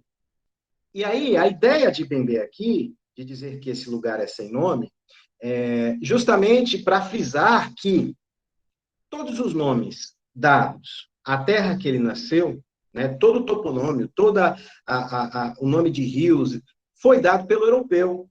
Inclusive, ele faz um apontamento sobre o nome do país, né, que ele habita, que é Camarões. Camarões é o nome dado por assombro, né, de portugueses que subiam o rio, e tinha muito desses crustáceos por lá. Então, nomearam a região de Camarões, né, que não é o nome original, por óbvio, dessa região. Então, o povoado que ele habitava tinha ainda aquelas tradições ancestrais de culto aos mortos, aquelas tradições ancestrais que traziam essa ideia da união do homem com a natureza, como a gente viu que ontem Walter comentou, né, a ideia de como se dá a deidade, de como se dá o divino nessa região que Bembe nasceu, isso ele discute um pouco lá nesse capítulo em especial, né, a partir do crânio de um morto. Então, esse povoado que Bembe nasceu recebeu uma missão católica, né, que se instalou por lá, chamado Grande Seminário Maria Rainha dos Apóstolos, né, um seminário chamado Maria Rainha dos Apóstolos. Então, desse modo, a gente pode deduzir a influência cristã no pensamento de Bembe, né, a influência católica no pensamento intelectual de Bembe. Nesse sentido, ele parte de uma visão cristã, católica, para fazer a sua leitura de mundo. Não só, mas também dessa visão católica, né?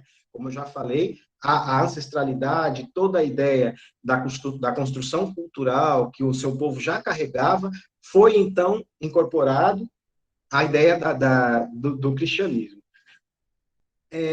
E o próprio Bembe diz que ele não era dado às religiões, né? Mas aspectos do cristianismo intrigavam ele.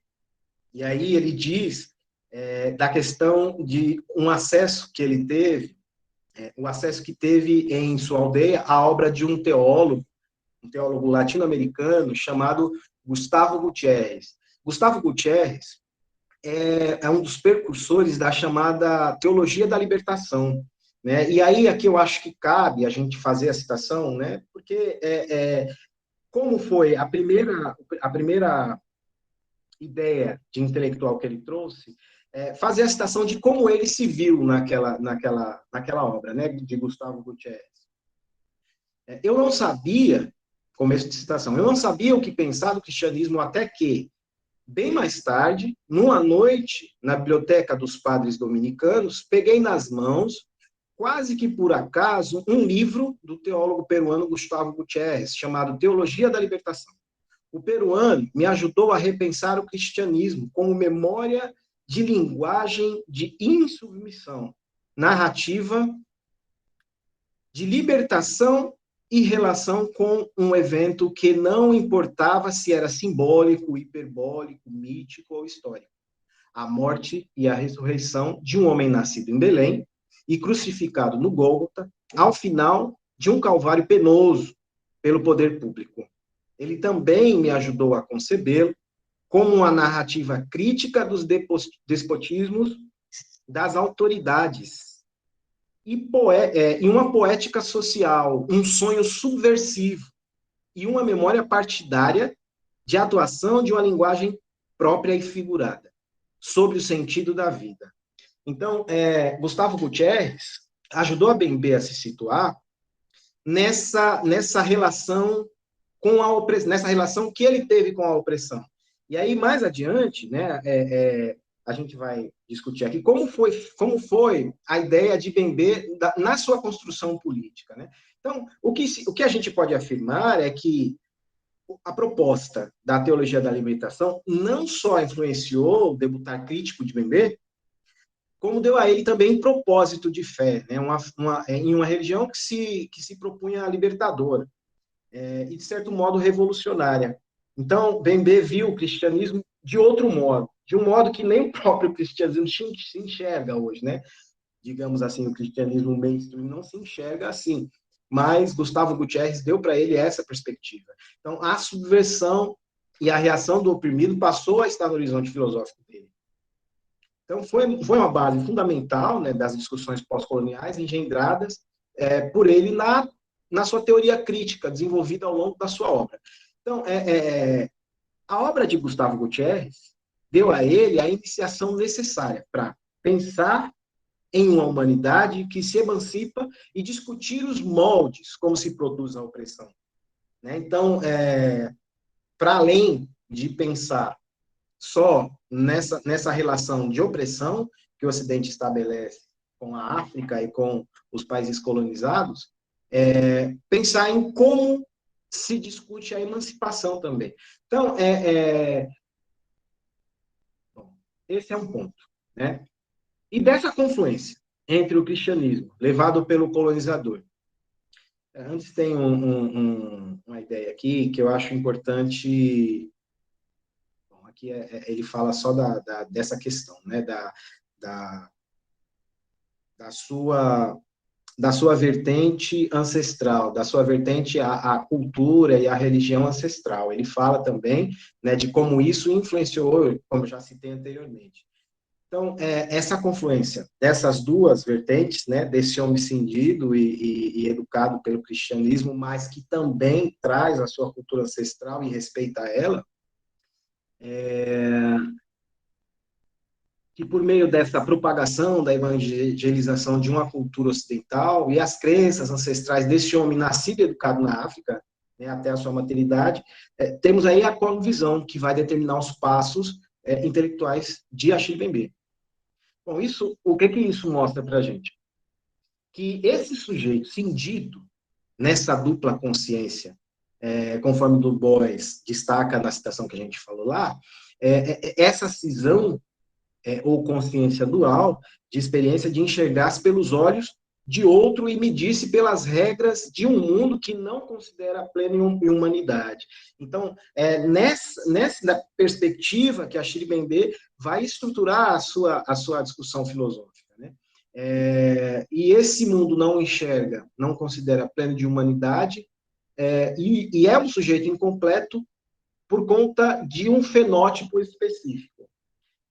Só que aí, o que a gente vai ver mais adiante é que Mbembe ele demonstra que a questão da opressão e da subalternização dos povos vai transcender essa ideia de fenótipo. A ideia de fenótipo vai ficar mais ou menos marginal, né, nessa situação aí, dessa discussão. Então, a sua formação intelectual, em sua terra natal, ele diz que só então, em grande medida, que ele é produto da primeira era do pós-colonialismo, de sua infância e adolescência.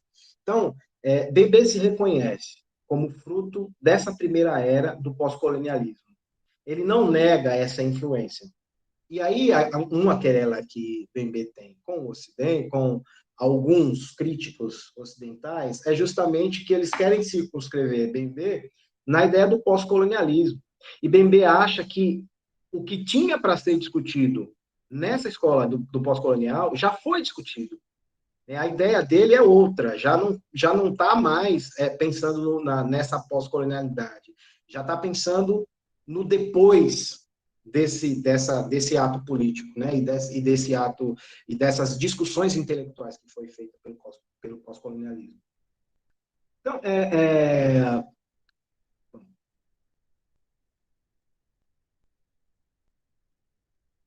aí, falar um pouco da história do Camarões, que Mbembe cresceu, né? Então, antes de ser uma colônia francesa, Camarões foi um domínio da Alemanha, que após a Primeira Guerra Mundial, né, a França e a Inglaterra, depois do Tratado de Versalhes, foi feita uma divisão, onde Inglaterra e França dividiram, mais ou menos, né, Camarões em Camarões inglês e Camarões francês.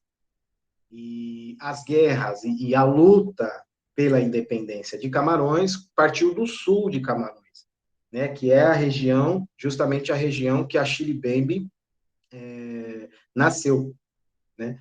Bom, Romero, eu acho que ainda falando sobre a trajetória de Mbembe, eu teria mais coisa para falar, até trazer um pouco das referências, né, do referencial teórico dele, além de Gustavo Gutierrez, dentro dessa perspectiva da trajetória. Mas eu acho assim que, como a gente já está ali, temos meia hora mais para finalizar, né? E você tem mais alguma coisa para trazer sobre a contemporaneidade, a gente pode deixar para continuar essa discussão amanhã. O que você acha? E abrir aí. A gente poderia fechar com você essa, porque amanhã eu queria colocar alguns pressupostos do pensamento de Achille Mbembe. Eu queria colocar alguns pressupostos, tá certo? E aí o que a gente poderia fazer era o seguinte: se você tiver mais algum, você fecha, e a gente abriria agora meia hora para a gente conversar, ver se as pessoas têm alguma pergunta, algum questionamento tal. Você não acha melhor assim? E amanhã eu assumiria a primeira parte tranquilamente, né? sobre... Aí eu queria entrar mesmo no livro do Bembe.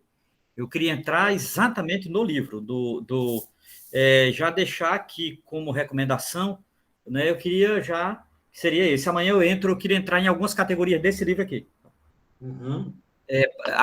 Além do que o primeiro capítulo, Daniel já fez o roteiro, né? Então eu vou para além do primeiro capítulo, eu vou do segundo adiante. O capítulo que você tratou, eu não vou tratar mais, tá certo? Perfeito. Então vamos continuar aqui. E aí, Aí o que a gente... Você acha que dá para fechar em 10 minutos para a gente ter uma roda de conversa aqui? Eu acho que dá Tranquilo. sim. Aqui, certo. Então, essa África, né, em processo de emancipação, né, muito influenciada pelas ideias de Fanon também, né, além dos outros líderes da independência africana, teve um tio de Achille Mbembe que compôs, né, esses líderes da independência de Camarões. E muito da ideia de como se deu o processo político depois da independência de Camarões, Bembe discute isso e eu acho que influencia de forma determinante o pensamento dele, né? De como o processo que a princípio era revolucionário. Veja, o processo de emancipação francês teve o auxílio, né, e o apoio na construção do partido que faria a independência de Camarões, que era um dos líderes do partido era esse tio de Achille Mbembe que foi morto, né, pela França. Então, o Partido Comunista Francês auxiliou na construção desse partido e na discussão da independência, e a ideia de um marxismo nacionalista no sul de Camarões, nesse processo emancipatório, também estava presente, né? E Achille Mbembe faz uma crítica a esse processo de dependência e como se deu o processo de apagamento desses líderes revolucionários, né, do sul de Camarões. Porque a independência acabou sendo um processo de negociação, um processo negociado junto com França, né? Com a França imperialista. Então, a França fez uma concessão, na verdade, né? Houve um esmagamento desse processo revolucionário para que não se mantivesse em Camarões o mesmo que aconteceu em outras regiões da África, né? Em Angola, em Moçambique, onde os revolucionários tomaram o poder e implantaram o socialismo lá, né? Pelo menos no começo da independência. Bom, esse mártir que a gente trata, que é Ruben Nyumbe, esse mártir, que era um dos líderes, né, do partido de emancipação de Camarões, ele é uma das referências teóricas de Achille Mbembe. Os escritos de Ruben Nyumbe foram referências no início da trajetória política de Achille Mbembe.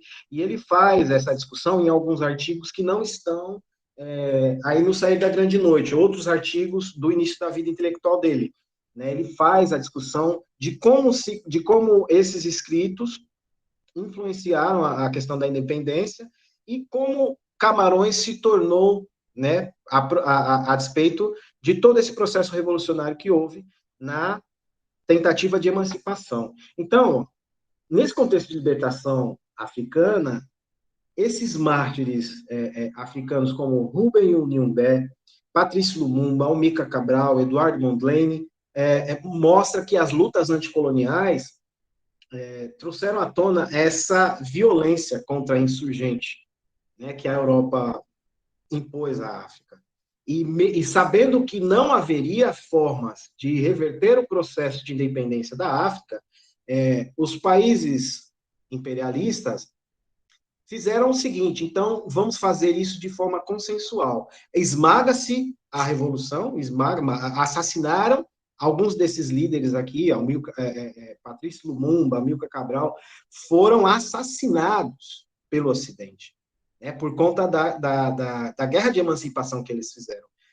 E no lugar deles foram colocados ditadores, né, e isso também fundamenta a discussão de Achille Mbembe. Então, eu acho que o panorama geral, a gente teria mais coisas para discutir disso aqui, né, de como Achille Mbembe é influenciado, né, por Ruben Onumbé, por Frantz Fanon, por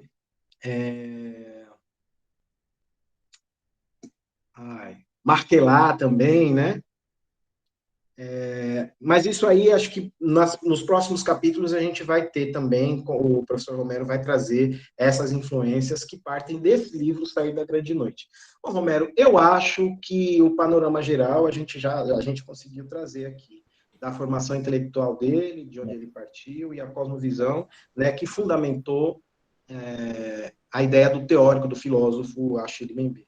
E aí agora a gente abre, então, para a discussão. Perfeito. Tranquilo. Massa.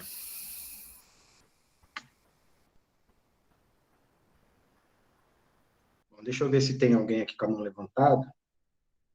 Que a galera, ou se não tiver ninguém com a mão levantada, basta abrir o microfone acho aí. Que, enquanto você vai vendo aí, Daniel, interessante, né? Isso que você traz da influência que Achille Mbembe sofre por Fanon, que é um autor das Antilhas, né, que é um autor da diáspora africana, né, que faz relata, né, por exemplo, no Pele Negra, Máscaras Brancas, a experiência dele de viagem para a Europa e a percepção dele de como essa relação cultural com o Ocidente traz certas questões no nível da subjetividade da pessoa, né, dita aí como negra, circunscrita como negra, e aí ele, a partir da perspectiva da psicologia, ele demonstra, assim como, por exemplo, Freud é um ponto de inflexão no pensamento filosófico e científico para o Ocidente, Fanon surge aí como o prepulsor desse movimento de inflexão também na concepção da subjetividade africana, né, após esse período, né, da colonização, que ele demonstra aí os diversos complexos surgidos entre as pessoas negras, que Achille Mbembe descreve muito bem nos seus artigos, e com certeza,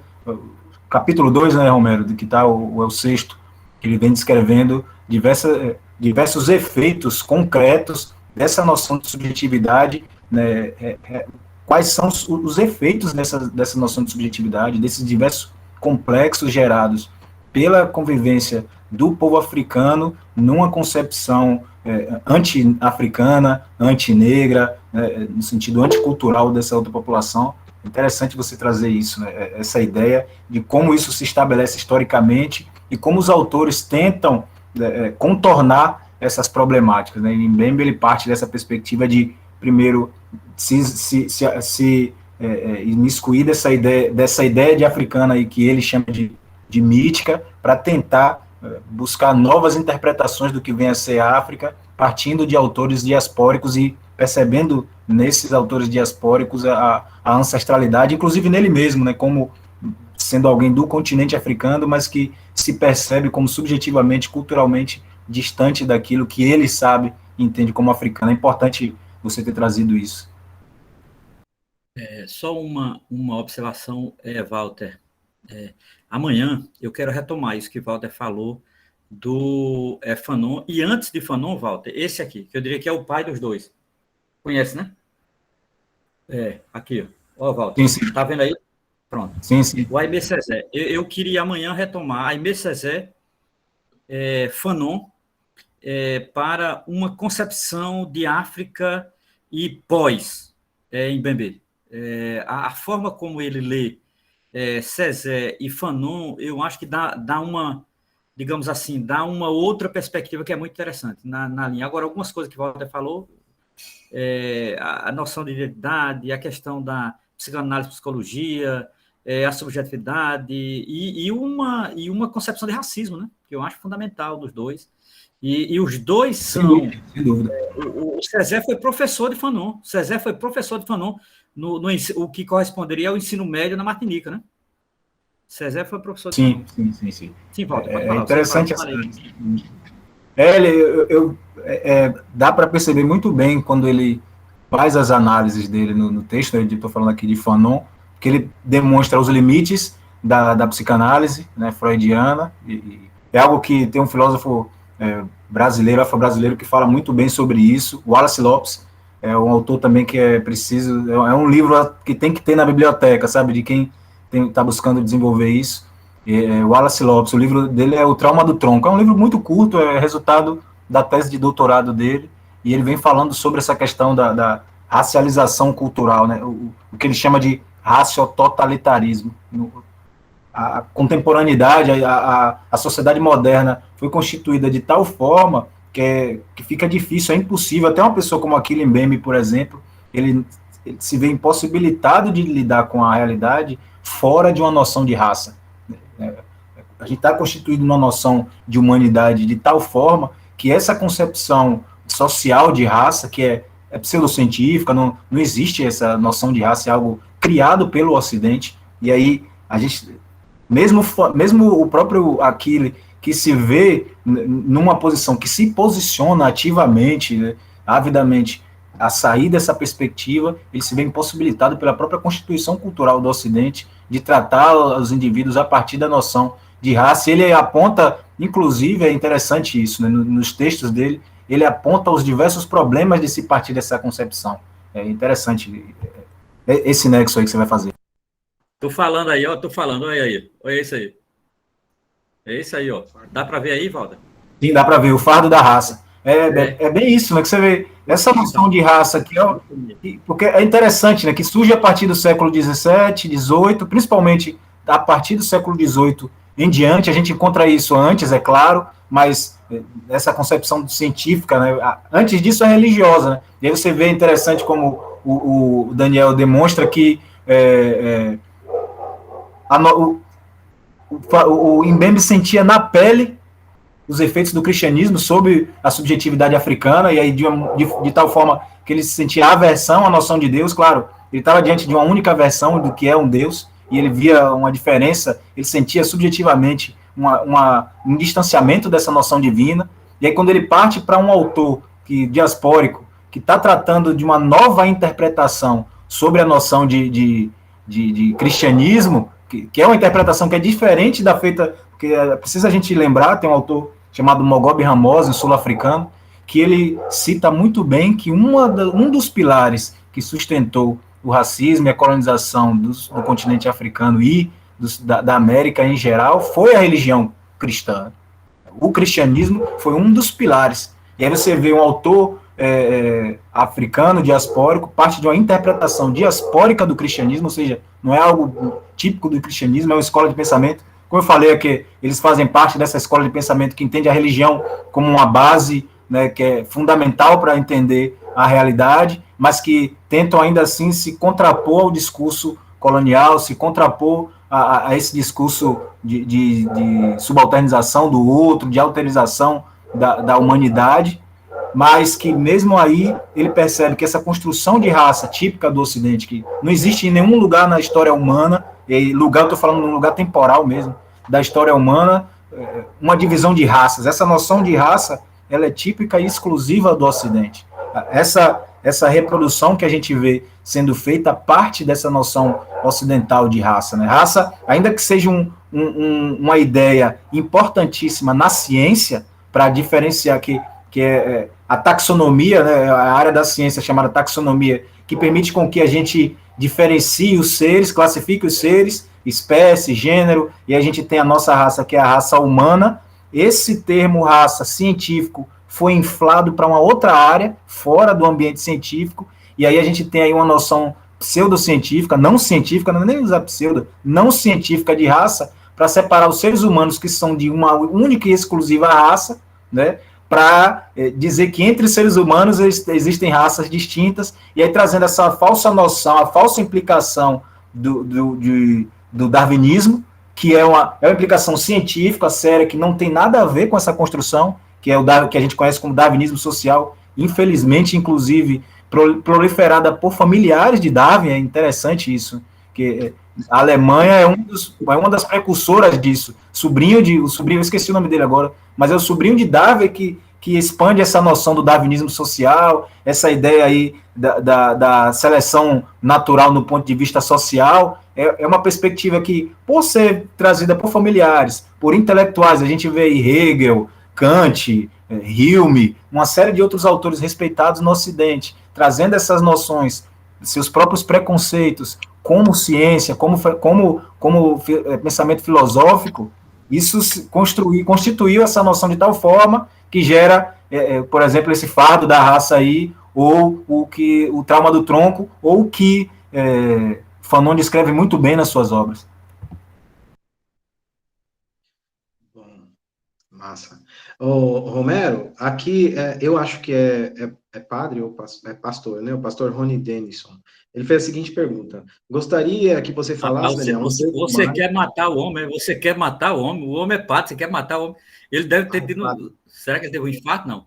Peça perdão. Perdão, padre. O homem é padre. Ele falou que ele queria que falasse um pouco sobre a aproximação de Bembe com a teologia da libertação de Gustavo Gutierrez. Bom, Bembe, ele diz o seguinte: ele não sabia o que pensar do cristianismo até que ele teve contato com a obra de Gustavo Gutierrez. Para Bembe, eu acho que nesse momento da sua formação, ele já tinha para ele que o cristianismo era o modo como o colonizador achou para colonizar o pensamento também, né? Para colonizar a subserviência, para deixar o africano sob o jugo daquilo que eles apresentaram como cristianismo. Então, a surpresa de Achille Bembe é quando ele viu nessa teologia da libertação de Gustavo Gutierrez uma linha de cristianismo, uma hermenêutica, né, uma nova leitura de cristianismo que propunha a insubmissão. Então, ele viu aquilo como revolucionário também, né? Então, e como uma forma de descolonizar o pensamento, ou uma forma de resistência. Ele viu isso em Gustavo Gutierrez e a teologia da libertação, né? E aí, quando ele diz assim que não importa, né, se era simbólico, hiperbólico, ou mítico ou histórico, essa coisa da libertação do Jesus Cristo que foi morto e mesmo assim venceu a morte, venceu toda a opressão para ressuscitar no terceiro dia. Então, para ele, não importa se isso é mítico, né? Ele não está levando para o campo da fé. Ele está falando assim, a mensagem que Gustavo Gutierrez traz dessa ideia de insubmissão, dessa ideia de um Cristo libertador, é totalmente contrária àquela noção de cristianismo que era pregada, inclusive pela missão que lá em Camarões se instalou, né? Porque ele teve contato com essa obra, né, que foi traduzida para o francês aí, do Gustavo Gutierrez. E, para mim, quando a gente fez a discussão desse livro, depois, Romero, se você quiser comentar um pouco sobre isso também, eu acho legal, que você tem mais propriedade para falar da teologia da libertação. Para mim, eu entendo que, quando Bembe coloca isso na trajetória intelectual dele, na construção intelectual dele, é uma espécie de referencial que norteia o pensar político de Achille Bembe, né? Que dá para ele uma noção de que a teologia da libertação, pela religião, pela teologia da libertação, por essa leitura de cristianismo, é possível pensar em emancipação. Então, usando do expediente, olha, vejam bem, usando do pensamento ocidental, Achille Bembe entendeu que era possível pensar em emancipação. né, que não a questão de como o Ocidente faz a filosofia ocidental, né, a modernidade filosófica, construiu essa ideia de subalternização dos povos não europeus dentro do cânone, dentro dos teóricos que discutem uma concepção ocidental também, a gente tem essa teologia da libertação, né, que traz para ele uma outra perspectiva, né, que ajuda a conceber uma ideia de um homem nascido em Belém, né, nascido em Belém, crucificado no Gólgota, e que depois o Calvário, que foi impetrado pelo poder público, ele ressuscita glorioso. E para ele não tem problema a gente pensar isso como mítico, isso não faz diferença. O que a gente tem que imaginar é que esse Cristo, ele é insubmisso. Esse Cristo é insubmisso, e é esse Cristo que inspirou a Achille Mbembe na sua construção política também. Eu acho que o que eu podia contribuir mais era isso. Romero, se tiver mais alguma coisa para falar desse Mbembe... Só uma observação, não queria me adiantar não, mas olha, Rony, demais interessados e interessadas no tema, né? Veja, amanhã eu vou comentar mais esse livro. Eu acho esse livro de uma importância, veja, para quem está fazendo uma graduação em filosofia, mesmo uma pós-graduação, e quer ter uma informação, mesmo que não vai estudar como o Daniel está fazendo, como o Walter fez, tal, e acho que continua fazendo, você quer ter uma informação mais qualificada sobre pensamento não eurocentrado, pensamento, seja ele africano ou latino-americano ou árabe, islâmico, tal. Eu acho que o livro do Mbembe, ele é uma porta de entrada extraordinária. Extraordinária. Se você busca, por exemplo, temáticas que a gente chamaria, o Walter já citou a palavra aqui, eu vou repetir sem definir ainda, né, temáticas decoloniais. Eu acho que esse livro de Mbembe é um achado e tal. Vou dizer por quê. Nesse campo da religião, o Mbembe, ele cita a influência que ele sofreu de um antropólogo e teólogo camaronês chamado Jean-Marc Ellard, já citado pelo Daniel. Veja, Jean-Marc Ellard teve contato com uma congregação católica religiosa chamada os dominicanos, os padres dominicos, né, dominicanos. E foi muito interessante porque o Ellard, ele diz uma coisa, já foi publicado, é pena que ele é muito pouco publicado no Brasil, ele já foi publicado em Portugal, na França, não é? E nos Camarões. Ele é um grande intelectual, não é? É uma grande referência do século XX no pensamento camarondês africano. O Ellard, ele diz uma coisa que é interessante, que é assim, olha, veja, aqui veio um cristianismo claramente colonizador. O Jesus branco, a Nossa Senhora branca, o pensamento ocidental, para Jean-Marc Ellard, entra na África também pelo cristianismo, exatamente o que o Walter falou aqui, exatamente. Agora, o que é muito interessante é quando Ellard diz, agora nós vamos fazer alguma coisa com esse cristianismo. Veja, esse cristianismo nos foi imposto e, de fato, ele, entre aspas, evangelizou a África, né? Em particular a República dos Camarões. Agora, nós vamos refazê-lo aqui. Então, por exemplo, a ideia de um Cristo negro vem da África, como vai trabalhar nos Estados Unidos o grande teólogo, o grande teólogo negro metodista, como é o nome? A gente está estudando ele, o da teologia negra, James que eu acho Cone. fundamental. É o James Cone. Então, assim, o James Cone, ele diz, olha, essa nossa reflexão, ela tem um pé na África, somos Jesus negro, né? Até do ponto de vista mesmo da pele de Jesus e tal, era impossível aquele modelo europeu. Então, assim, o Jean-Marc Ellard, ele traz uma reflexão que eu acho muito rica. E veja bem, o jovem, Achille Mbembe, ele vai ter influência disso, né? Veja, eu não sei qual é a religião do Mbembe, francamente eu não sei. O que eu sei, não sei se, Daniel, fica evidente qual é a religião dele. Agora, eu sinceramente, o que eu sei é que ele trabalhou no primeiro momento esse cristianismo dentro dele e na cultura que ele viveu. É muito interessante esse depoimento, porque esse depoimento ele ajuda a entender muito o futuro do Mbembe, né? Foi um achado até para o trabalho de pesquisa, Daniel, porque é aquela velha história, você tem um cristianismo colonizador, você retoma esse cristianismo em outra chave, você faz uma releitura dele a partir da África, a partir daquela situação, como faz Jean Marquelin, não é? E você tem uma outra representação dessa religião, né? E é muito, isso é muito raro, né? E o impacto disso vai ser a teologia da libertação. Significa dizer, haverá, é aquilo que vai dizer o James Cone, uma teologia da libertação africana, que não é a mesma desenvolvida na América Latina, entendeu? É muito interessante digamos assim, essa etapa da teologia da libertação com o seu capítulo africano. Esse capítulo, Daniel, eu acho impagável, eu acho todo aluno de filosofia deveria ler, cara. Todo aluno, mas assim, sabe aquela coisa, é o que eu acho, né, utopicamente, não tem ilusão também não, é sem ilusão, entendeu? A partir do crânio de um morto, trajetória de uma vida, a Achille Mbembe seria muito interessante, está no livro, é o primeiro capítulo, que é um pouco que Daniel resumiu aqui pra gente.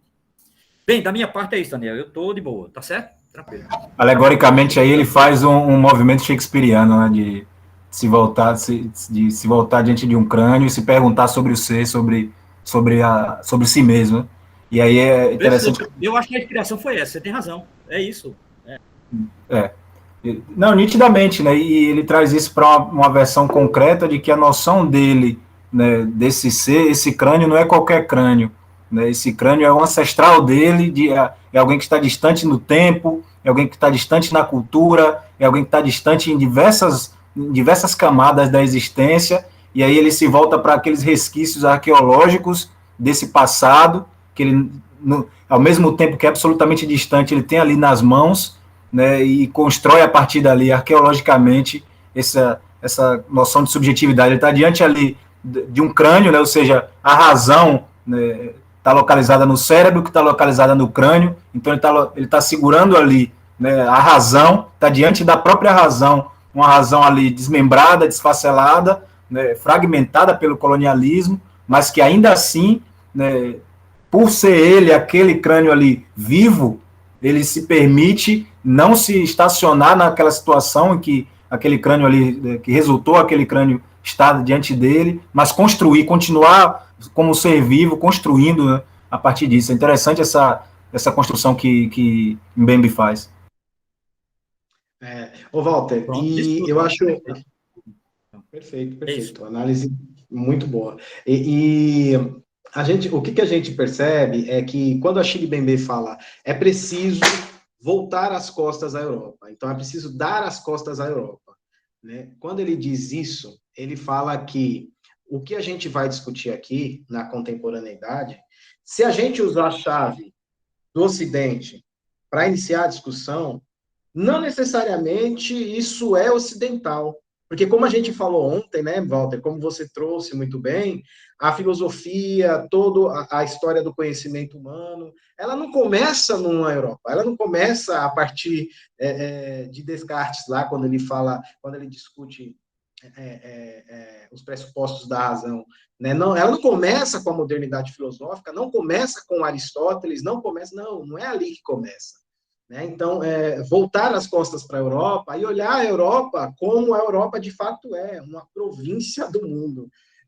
Eu gosto de usar esse termo de Achille Mbembe, porque, para ele, essa província do mundo contribuiu para a humanidade tanto quanto outras províncias contribuíram. Como a China contribuiu, como Kemet contribuiu, como a África, as várias Áfricas contribuíram, os povos originários das Américas também. Então, olhar, diversificar, pensar, mesmo que pela chave da leitura e do que se conhece de intelectuais que discutiram nesse Ocidente, a gente transcender a Europa, transcender essa ideia universal, né, que a Europa tentou empreender à filosofia e ao pensamento do povo europeu. Romero, nós chegamos aqui no nosso limite. A gente pode continuar essa discussão. Não, eu acho que pode. Vai ter outra mesa, mas é o seguinte, tranquilo, eu acho que pode. Se as pessoas tiverem afim, tiverem vontade, ou tiver em condição, tiver afim de estudar, ou se tiver mais alguém, porque eu acho que é importante. Porque esses temas, hoje em dia, no Brasil, tem pessoas pesquisando, tem pessoas estudando, tem pessoas interessadas, tem pessoas mais avançadas. Eu acho que há o que a gente chama de desigual e combinado. Esse tema é um tema desigual e combinado, é um tema desigual e combinado, assim, onde a gente vai, né? Filosofia africana, filosofia negra, negritude, racismo, esses temas que Walter colocou, eu acho fundamental e tal. Então, assim, no meu caso, da minha parte, tá tranquilo, tem alguém aí, Elaine, que vai falar, só vou dizer, olha, amanhã eu vou trabalhar um pouquinho o Fado da Raça, que é uma entrevista, e o livro, tá certo? Só isso, tá? Da minha parte é isso aí. Tem Elaine, não sei se mais alguém também. Eu acho que alguém abriu aí a câmera. Não sei se o Thiago também está querendo falar. Também. Thiago também está querendo falar. Elaine levantou a mão, Elaine está aí. Elaine, diga aí. Pode falar, Elaine. Thiago, se você quiser falar também, depois de Elaine, pode falar. Então, Daniel, eu queria só saber o porquê, se eu entendi bem o que você falou, o pensamento do Bembe não pode ser considerado pós-colonial, mesmo sendo decolonial. Existe alguma... Eu sei a diferença entre pós-colonial e decolonial, mas não achei que existia contradição. O pós-colonial, eu pensei, poderia ser decolonial ou não. Então, existem alguns conceitos que, no caso, o Bembe utiliza, que não pode ser colocado no campo do pós-colonial? Veja, Elaine, o próprio Achille Bembe, ele entendeu que houve algumas limitações no pensamento pós-colonial, que, por exemplo, na contemporaneidade, a gente não pode mais usar aquela chave, né, do pós-colonial. Porque a construção do pensamento pós-colonial, a gente vai achar lá no pensamento de Edward Said, né? No pensamento de Fanon, que Fanon, por exemplo, a gente, pelo período, pela transcorrer cronológico, a gente pode classificar, ou pode, ai meu Deus, classificar não, mas colocar Fanon, né, nesse período pós-colonial. E Achille Bembe, ele quer fazer um debate contemporâneo que, inclusive, se utiliza de algumas discussões que a contemporaneidade fez, e outras chaves de leitura, né, partindo de Derrida, de Gilles Deleuze, né, da teoria crítica também, né, então, algumas outras formas de discussão dentro do marxismo também. Então, toda essa teoria... Porque hoje, Bembe, aí eu estou falando como ele se classifica, né? Dentro dessa teoria crítica francesa, que é a escola que vem depois de Deleuze, Derrida, essa galera aí. E pautado também no pensamento da escola de Frankfurt, né? E aí, para ele... circunscrever ele ao pensamento pós-colonial é limitador, né? A Achille Bembe acha que isso é limitador. Agora, é lógico que existem discussões que foram feitas no pensamento pós-colonial que se aplica hoje perfeitamente, né? Se a gente for pensar os autores que fazem parte, né, dessa classificação. Agora, o que acontece é que, para Achille Bembe, quando a Europa fala ele é um autor pós-colonial, a Europa, os críticos europeus, querem circunscrever ele a um movimento que, hoje em dia, é discutido pelas academias do Ocidente como um movimento que ficou naquela quadra histórica, né, do projeto de emancipação da Europa.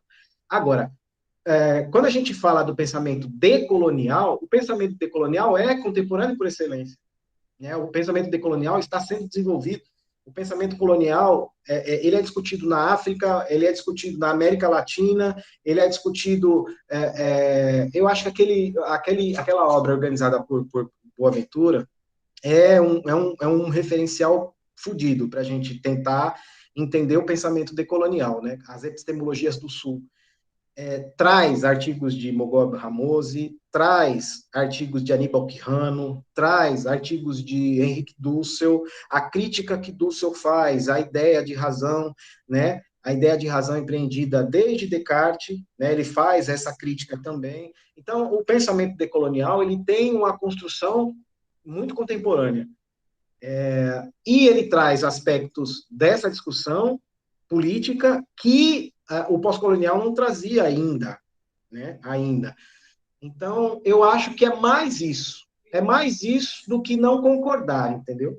É mais essa ideia mesmo. E ele, com toda contradição, a gente sabe que tem, né?